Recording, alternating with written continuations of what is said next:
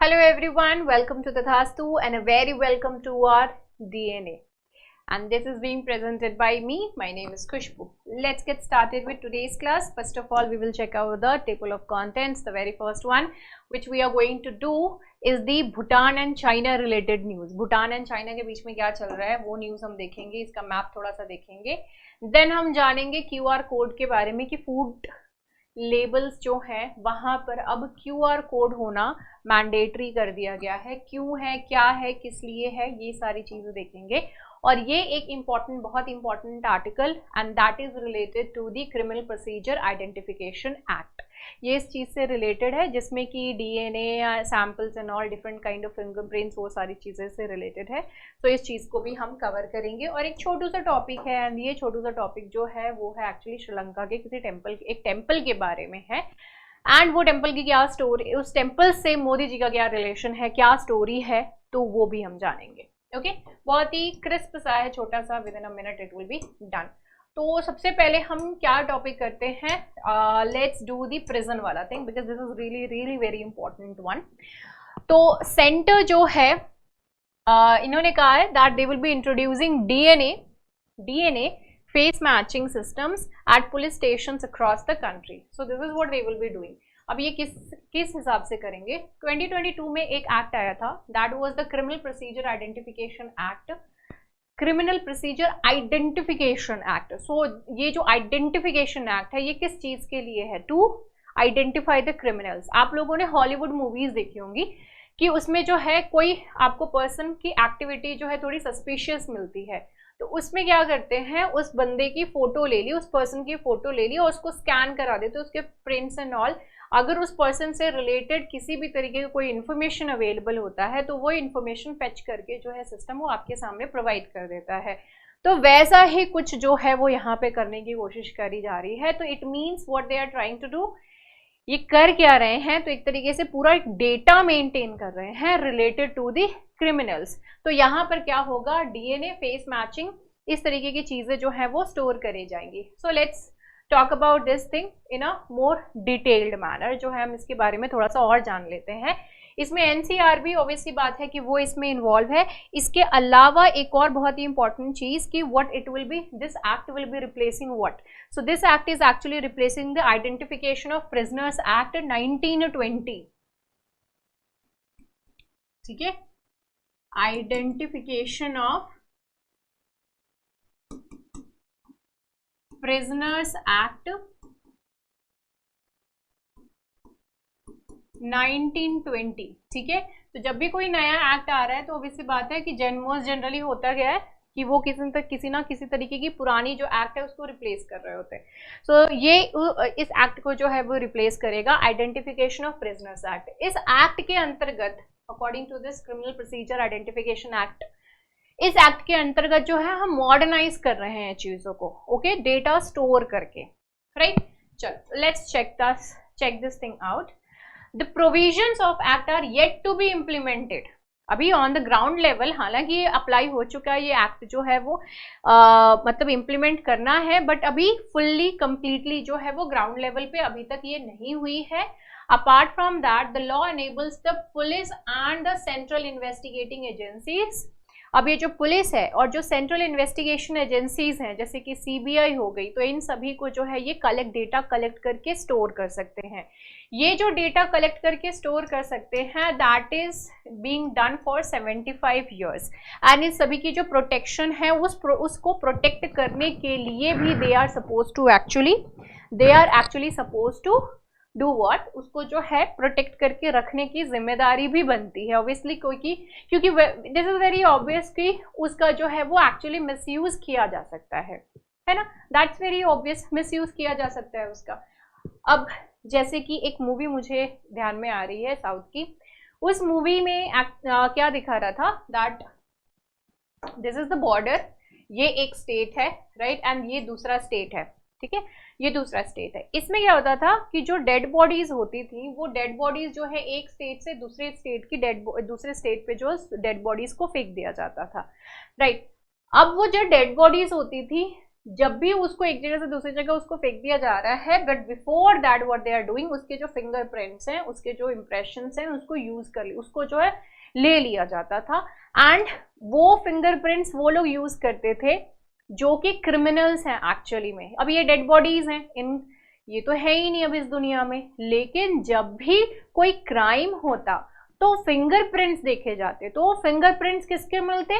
Dead bodies के fingerprints मिलते। और वो मतलब जिस भी पर्सन के मिलते वो पता चलता कि अरे उसकी तो डेथ हो चुकी है, तो फिर वो फाइल क्या हो गई? क्लोज हो गई, क्योंकि फिंगरप्रिंट्स तो मैच किए और वो पर्सन अब है ही नहीं, तो केस किसके ऊपर चलेगा? तो कंफ्यूजन क्रिएट हो रहा है because of this fingerprints and all, right. तो इतना खतरनाक, हालांकि मैं जो बता रही हूँ तो बहुत ही सिंपल तरीके से बता रही हूँ, but this is really very खतरनाक काइंड ऑफ थॉट, जिसमें कि डेड बॉडी के फिंगरप्रिंट्स यूज करे जा रहे हैं in order to do the crime. अब आप खुद सोचोगे कितने वाइड स्केल पे कितने डिफरेंट तरीके के क्राइम्स जो है वो एक्चुअली होते हैं, है ना। तो ये अगर जो भी डेटा एक्चुअली स्टोर किया जा रहा है, कलेक्ट किया जा रहा है, हो सकता है कि इसमें से कुछ लोग हैं जिनका डेटा मिसयूज भी हो सकता है, राइट। तो वो प्रोटेक्शन जो है वो भी इंश्योर करना बहुत ज्यादा हमारे लिए जरूरत है।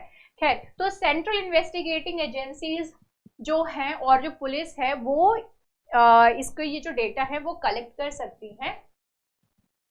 Agencies to collect, store and analyse physical and biological samples. अब ये जो फिजिकल एंड बायोलॉजिकल सैंपल्स हैं उसमें क्या क्या है? Retina and iris scans of the arrested persons. Retina होंगे, आइरिस स्कैन होंगे, किसके होंगे? जो भी कन्विक्टेड पर्सन है, जो भी क्रिमिनल है उसका एक्चुअली। अब ये जो लॉ है, ये जैसे कि मैं आपको ऑलरेडी बता चुकी हूँ, ये लॉ 2022 में जो है वो पास किया गया था and the rules were notified last year itself. पिछले ही साल जो है 2022 में, सितंबर 2022 में जो है इसको नोटिफाई भी कर दिया गया था। अब एनसीआरबी जो है वो एक सेंट्रल ऑर्गेनाइजेशन है।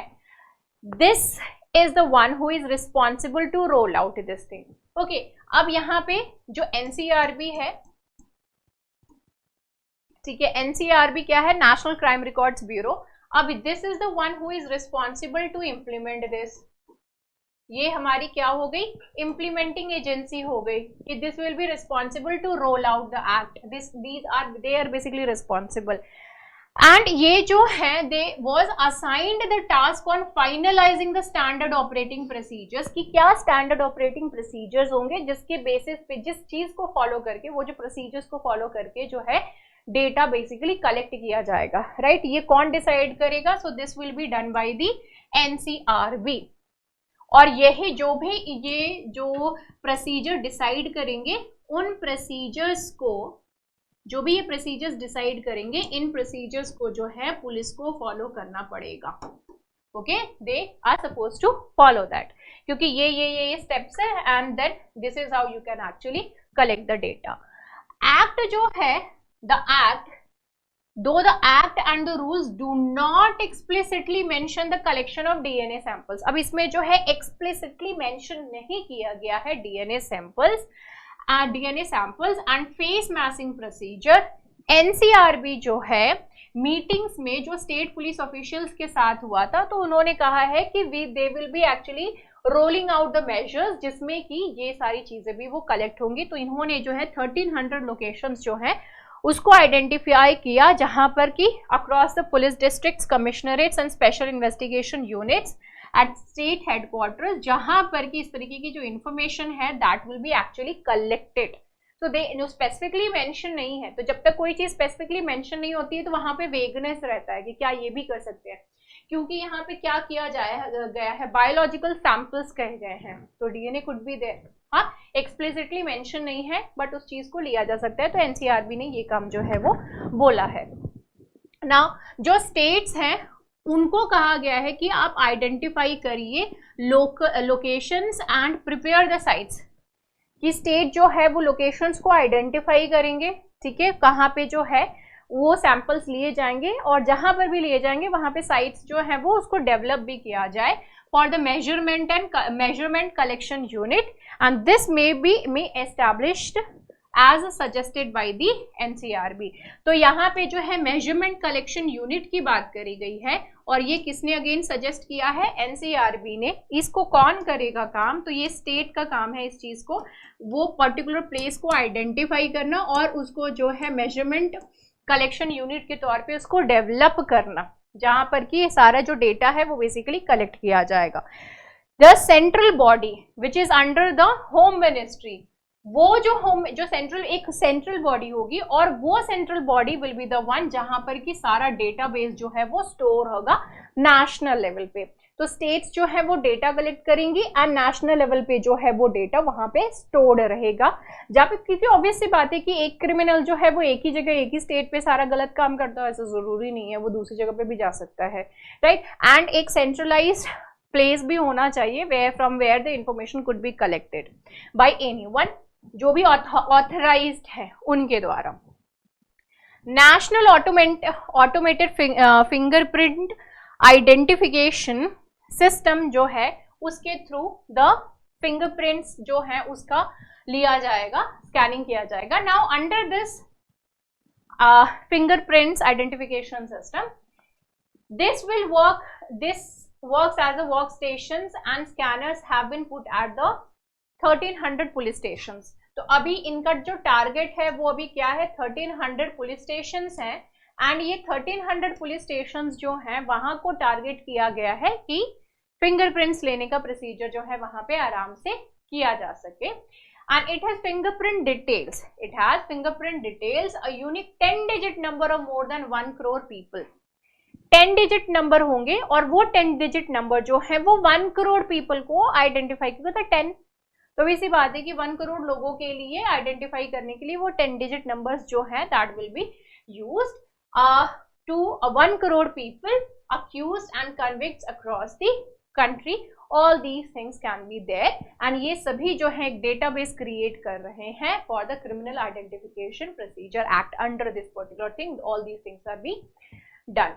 ना ये जो एक्ट है मैंने जैसे कि आपको पहले स्टार्टिंग में ही बता दिया कि ये एक्चुअली रिप्लेस करेगा हमारा 100 साल पुराना एक्ट। और वो 100 साल पुराना एक्ट कौन है, identification of prisoners act, prisoners act 1920 का वो एक्ट जो है वो रिप्लेस होगा। अब ये समझो कि 1920 में जो एक्ट था वो ब्रिटिशर्स ने रखा होगा, किसके बेसिस पे, उन्होंने अपने इंटरेस्ट के बेसिस पे 1920 में वो एक्ट रखे होंगे, है ना। तो ऐसा क्या था कि अभी तक हम इस चीज को नहीं चेंज कर सके, राइट।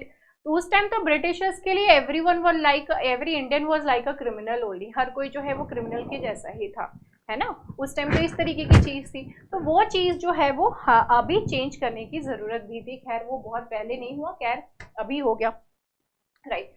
Whose scope, अब वहां पे जो स्कोप था दैट वाज क्वाइट लिमिटेड। वहां पे जो है finger impressions, footprints, photographs of the convicted prisoners, आपने देखा होगा लुक फ्रंट लेफ्ट राइट सारे जो है वो बेसिकली फोटोज क्लिक करे जाते थे of arrested and non convicted persons under the orders of a magistrate. All these things were supposed to be done under the identification of prisoners act 1920।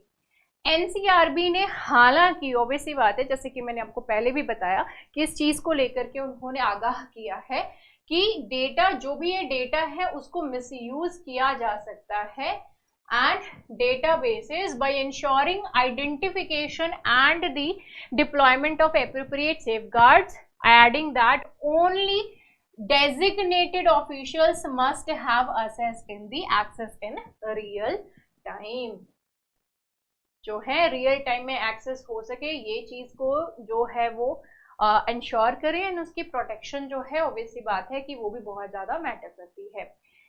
NCRB ने कहा है that the tools and systems used by the police should be technologically, legally and forensically sound and accredited also. ऐसा ना हो कि इन सभी चीजों को हैक, अब सपोज कि कोई सिस्टम है, that system is trying to actually get the access of the data of some of the criminal. अब इस इन बिटवीन ये एनक्रिप्टेड डेटा है, लेकिन फिर भी हो सकता है कि हैकर्स जो हैं उसको इस बीच में डेटा जो है वो हैक कर ले।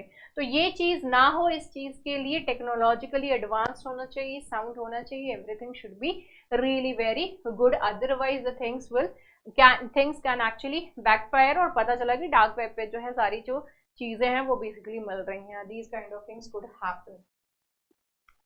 अपार्ट फ्रॉम दैट, ये जो एक्ट है जो पार्लियामेंट में इंट्रोड्यूस किया गया था, तो यहाँ पर जो है कुछ वायलेशंस की बात करी गई थी, जिसमें कि वायलेशन के टर्म्स में जो है ये इन्होंने कहा ऑपोजिशन ने कि this is completely unconstitutional.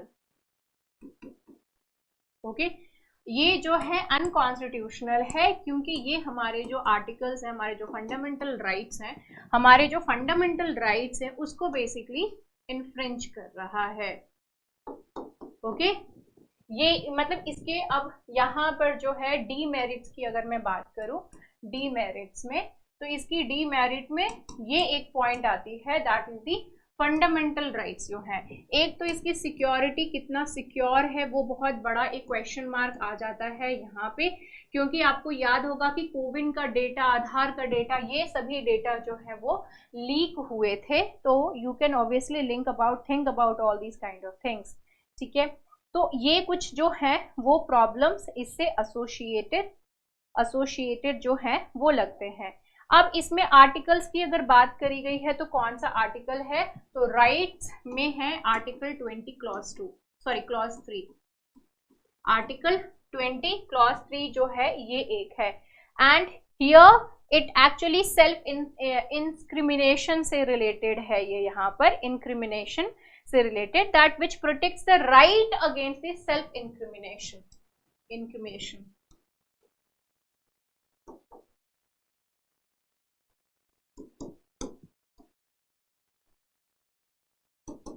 Okay, against the right against the self incrimination, ये इस चीज से रिलेटेड है।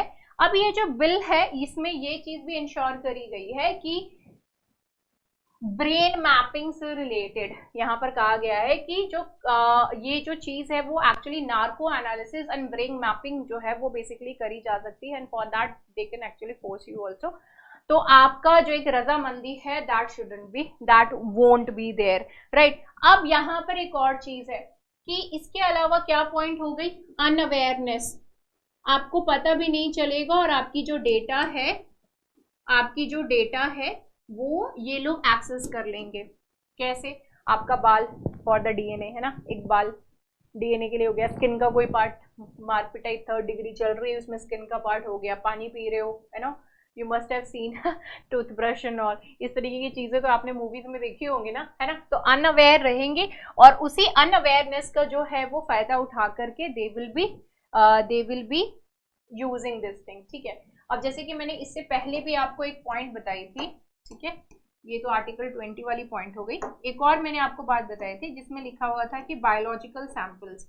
अब जैसे कि बायोलॉजिकल सैंपल्स, डीएनए जो है वो स्पेसिफिकली मेंशन नहीं किया गया है, लेकिन ये बायोलॉजिकल सैंपल्स में किस तरीके के बायोलॉजिकल सैंपल्स, तो इसका किसी भी तरीके का जो है वो क्लैरिटी नहीं है। तो बायोलॉजिकल सैंपल्स एम्बिगसनेस जो है वो एक्चुअली यहाँ पर है, इट इज क्वाइट वेक, इसको जो है किसी तरीके की कोई क्लैरिटी नहीं है। So these are some of the demerits which you can point out related to this thing. ठीक है, इस चीज से रिलेटेड। अब यहाँ पे जो है अगर कुछ पॉजिटिव पॉइंट्स की बात करें तो पॉजिटिव पॉइंट्स में जो है the points which could be included, जो पॉजिटिव पॉइंट्स अगर हम बोले तो पॉजिटिव पॉइंट्स में एक तो पॉइंट हो गया कि मॉडर्नाइज किया जा रहा है, तो मॉडर्न टेक्निक्स, जो टेक्नोलॉजीज जो हैं वो बेसिकली यहाँ पर यूज करी जा रही हैं। ठीक है, तो मॉडर्न टेक्नोलॉजीज हो गए। अब ये it would be actually quite helpful, यहाँ पर जो है ये बहुत ही ज्यादा हेल्पफुल रहेंगे। These would be quite helpful when it comes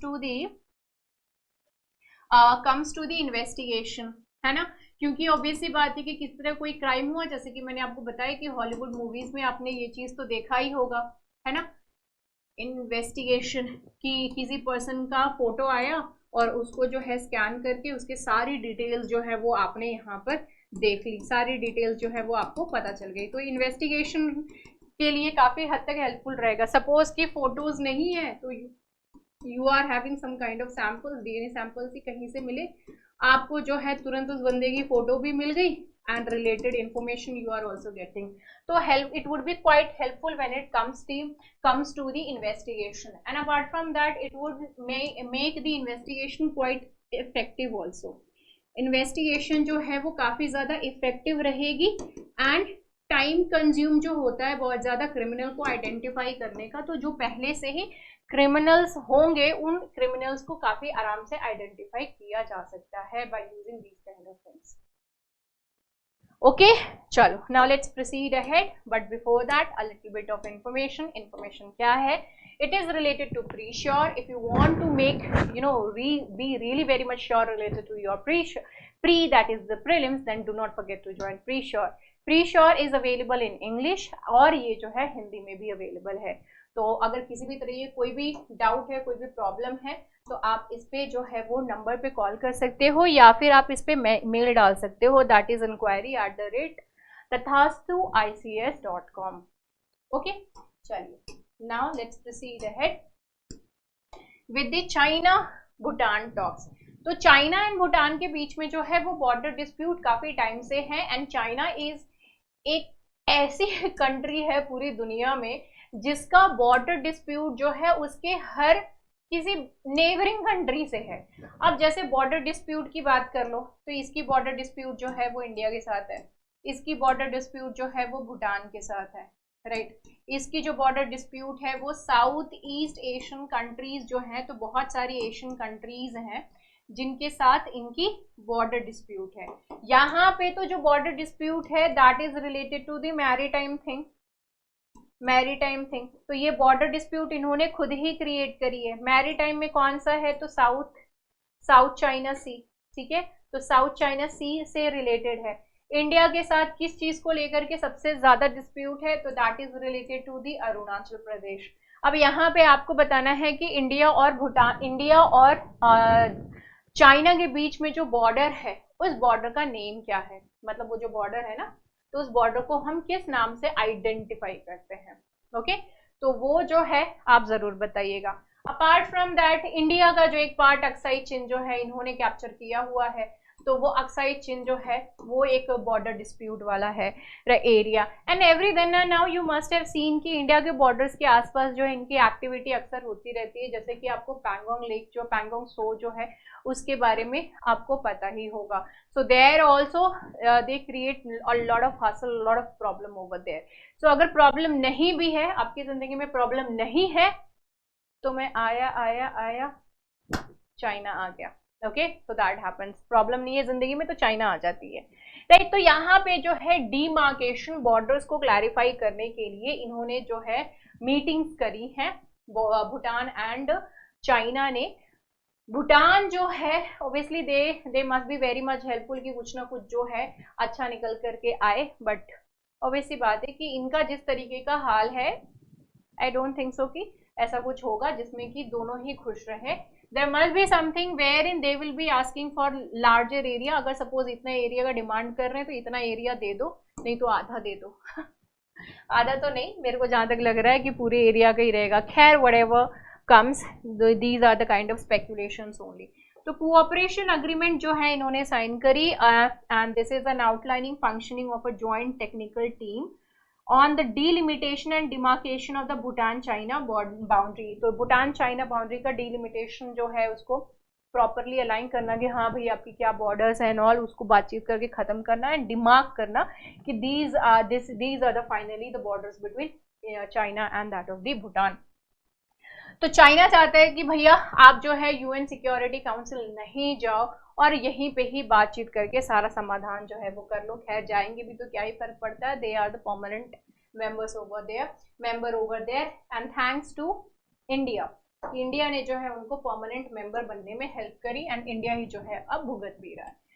तो चाइना भूटान के जो बॉर्डर डिस्प्यूट है उसमें आप ये जितने भी एरियाज देख रहे हो, दीज आर द एरियाज जो कि डिस्प्यूटेड एरियाज हैं. यहाँ पे छोटे मोटे जो एरियाज हैं ये सारे डिस्प्यूटेड है, ठीक है, डिस्प्यूट है इन सभी को लेकर के. यहीं पे ही डोकलाम, तो डोकलाम जो है उसको भी लेकर के जो है वो एक्चुअली इशू रहा है एंड एवरी टाइम बीइंग आपने देखा होगा time and again what they do, they keep on creating some kind of problems, कभी नेपाल के साथ, कभी चाइना, कभी जो है भूटान के साथ, कभी इंडिया के साथ एंड कभी साउथ ईस्ट एशियन कंट्रीज के साथ, हर किसी के साथ जो है इनकी दिक्कतें हैं। भूटान जो है वो 477 किलोमीटर की बॉर्डर शेयर करता है चाइना के साथ, तो ऑलमोस्ट अराउंड 500 किलोमीटर का जो है वो डिस्टेंस है।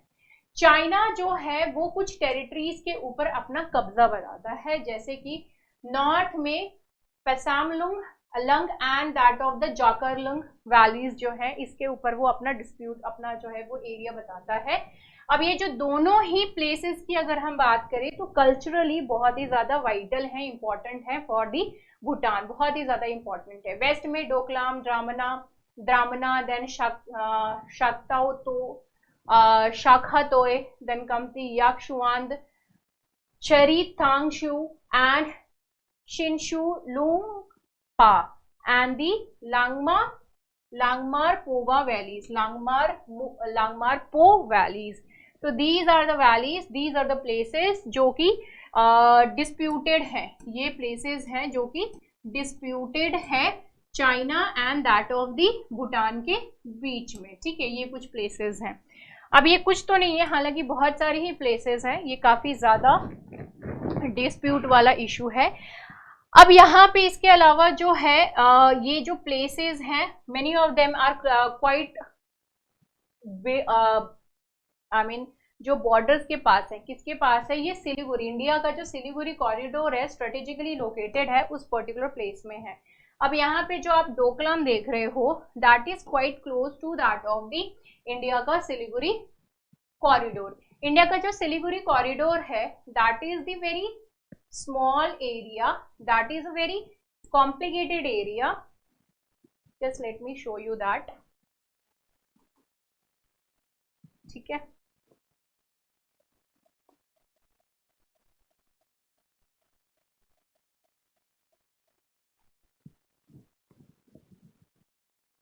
सिलीगुड़ी कॉरिडोर जो है that is quite close to the border.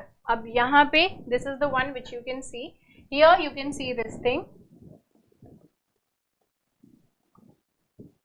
यहाँ पर आप देख सकते हो, ठीक है, this particular area. So this is India का part and this part is also India का पार्ट। अभी ये जो this is the Bangladesh and this is here you can see that of the Nepal. यहाँ पे जो है डोकलाम है, यही भूटान है, तो इसी के पास जो है वो डोकलाम है, इसी पर्टिकुलर एरिया में। अब ये जो पर्टिकुलर एरिया है इसको चिकन स्नैक भी कहा जाता है, what it is called as, it is also called as the chicken snack. अब यहाँ पे भूटान है, here you can see the Bhutan and इस पर्टिकुलर एरिया में क्या है, that is the Nepal, right, Nepal है। अब ये जो पर्टिकुलर एरिया है दिस बिकम्स क्वाइट सेंसिटिव वाला एरिया, ये बहुत ही ज्यादा सेंसिटिव है area.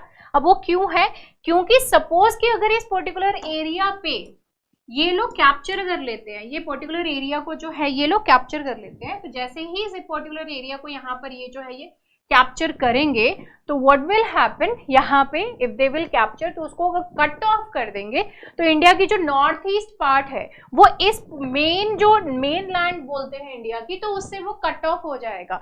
Because this is chicken की जैसी नेक होती है ना एकदम पतली सी, it just like that only, और हमारे लिए बहुत प्रॉब्लम्स जो है वो क्रिएट हो जाएंगी because we won't be able to send any kind of help to the north eastern states। हम नॉर्थ ईस्टर्न स्टेट्स को जो है किसी तरीके की हेल्प हम नहीं पहुंचा पाएंगे बाई रोड, एंड जब तक हम हेल्प पहुंचा पाए बाई एयर और by sea through the seas, ठीक है। अब सी के थ्रू जो है हम हेल्प पहुंचाए, यहाँ पे देखो here you can see, अब यहाँ पे जो है हम सपोज कि ये यहाँ चिकन स्नैक पे जाना है, अब सी के थ्रू जो है हम हेल्प पहुंचाने की कोशिश कर रहे हैं, by the time it will reach a lot of damage would have already been done, बहुत सारा डैमेज जो है वो ऑलरेडी इस पर्टिकुलर एरिया में ये लोग कर जाएंगे, ठीक है। तो ये हमारे लिए एक ऐसा प्लेस है जो कि बहुत ही सेंसिटिव है और हमारे लिए बहुत ही ज्यादा इंपॉर्टेंट प्लेस है, ये हमारे लिए बहुत ही इंपॉर्टेंट प्लेस है this particular Siliguri corridor. And China का किसी भी तरीके का अक्वायर करना इन पर्टिकुलर एरियाज में वो हमारे लिए हमारी सिक्योरिटी के पर्पज से it is going to be really very problematic, security के पर्पज से बहुत ही ज्यादा जो है वो प्रॉब्लमेटिक होगा। तो यहाँ पे सिलीगुड़ी कॉरिडोर का होना और उस पर्टिकुलर एरिया में चाइना का जो है वो मतलब अपना जो है वो एरिया बताना, ये बहुत ही खतरनाक चीज है वो इंडिया के लिए। क्या 2020 में क्या हुआ कि चाइना ने भूटान का जो ईस्ट एरिया है, सातेंग सेंचुरी जो है, सातेंग सेंचुरी, तो इस सेंचुरी के मतलब ये जो एरिया है इसके ऊपर भी इन्होंने क्लेम किया। This was quite new claim which came from them. अगर मतलब it is a kind of creating a kind of pressure on the minds of the भूटानीज। जो भूटानी है उन लोग जो भूटान के लोग हैं उनके लिए तो प्रॉब्लमेटिक है, ये माइंड गेम उनके साथ तो हो ही रहा है, उसके साथ साथ इंडिया के लिए भी जो है वो प्रॉब्लम्स क्रिएट एक्चुअली करे जा रहे हैं। Surprisingly there has been no mention of eastern Bhutan. जो भी प्रीवियस राउंड्स हुए थे नेगोशिएशंस को लेकर के, भूटान के डिस्प्यूट, भूटान एंड चाइना का जो बॉर्डर डिस्प्यूट था, उस टाइम जो है ईस्टर्न भूटान का किसी भी तरीके का कोई मेंशन जो है वो बेसिकली यहाँ पर नहीं किया गया है। And in addition of these eastern Bhutan in the list of disputed territories has baffled the Bhutan because all of a sudden, आप तो पहले ही ये सारे कुछ एरियाज बोल रहे थे, उसमें से ऑल ऑफ अ सडन आपने एक और चीज जो है एरिया आपने इंक्लूड कर दी, तो ऑब्वियस सी बात है that is going to create a kind of problem between the two. खैर दोनों के बीच में जो है वो बेसिकली अभी बातें चल रही हैं। ईस्टर्न सेक्टर जो है वो भूटान का, it has a large Bhutanese population and traditional dzongs also, जो कि फोर्टिफाइड मोनेस्ट्री है, and 2 Bhutanese districts since the time memorial. वो बहुत ही टाइम से, पता नहीं कौन से जमाने से जो है ये मोनास्ट्रीज हैं वहां पे, और वहां पे भूटनीज जो है वो बहुत ही टाइम से रह रहे हैं। And all of a sudden इनका किसी तरीके का क्लेम करना भूटान के इन सारे प्लेसेस पे, that creates a kind of problem for Bhutan, right.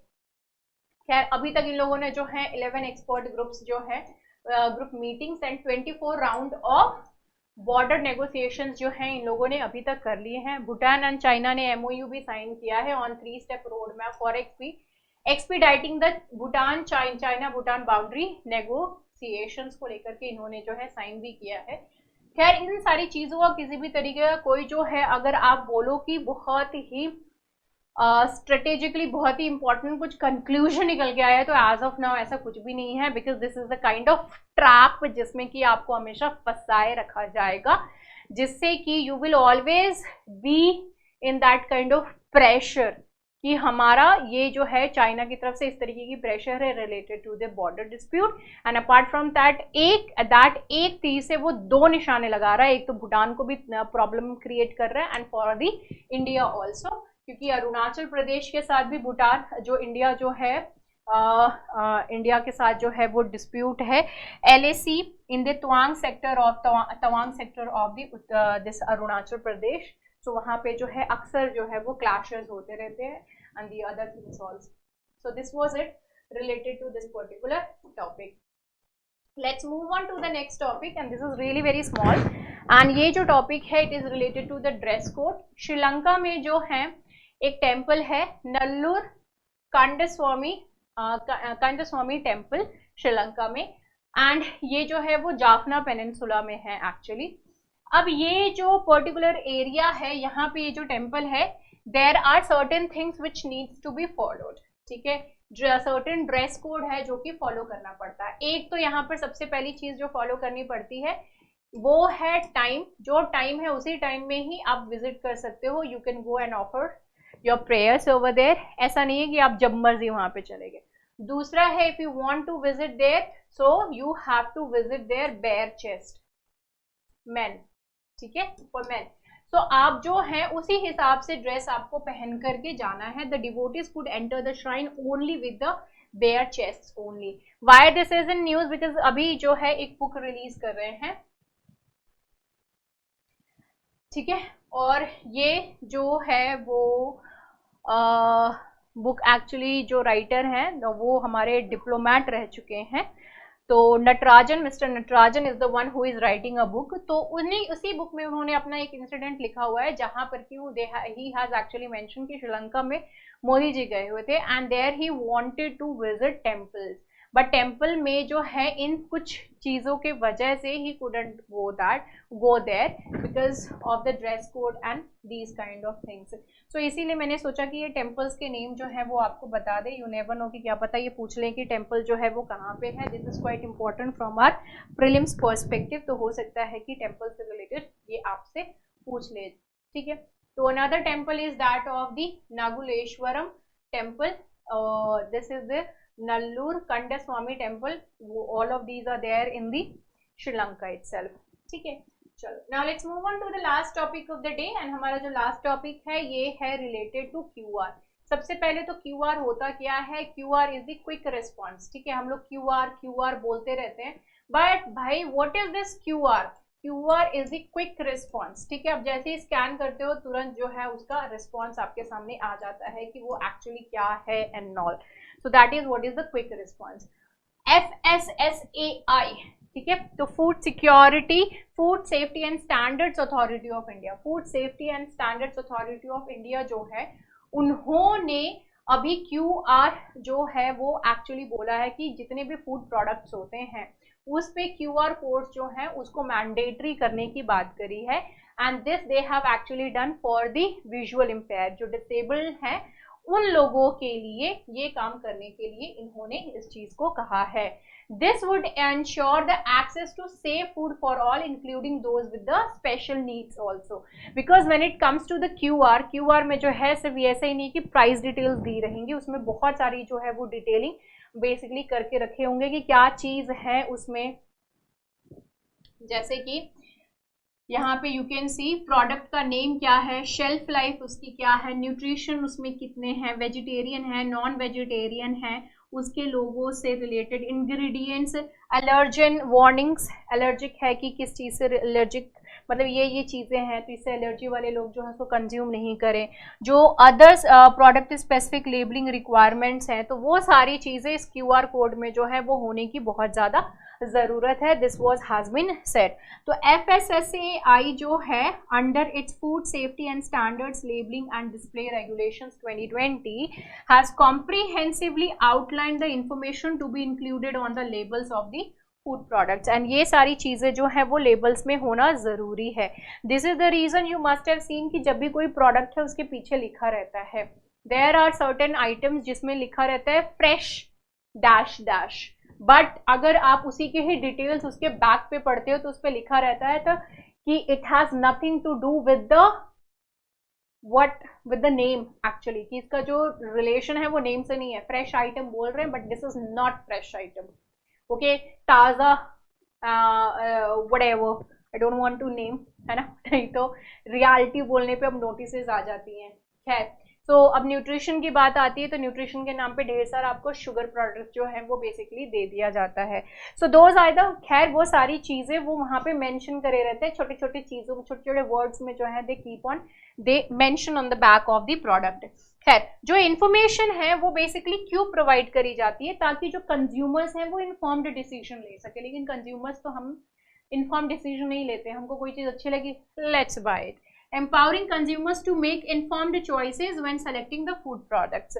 The Rights of Persons with Disabilities Act 2016 वो जो है, ये जो एक्ट है इसके अंतर्गत ये राइट को ऑब्जर्व किया गया है कि जो इंडिविजुअल्स हैं, डिसेबिलिटीज हैं जिनको, तो this actually emphasises the accessibility and the promotion of health for these persons also.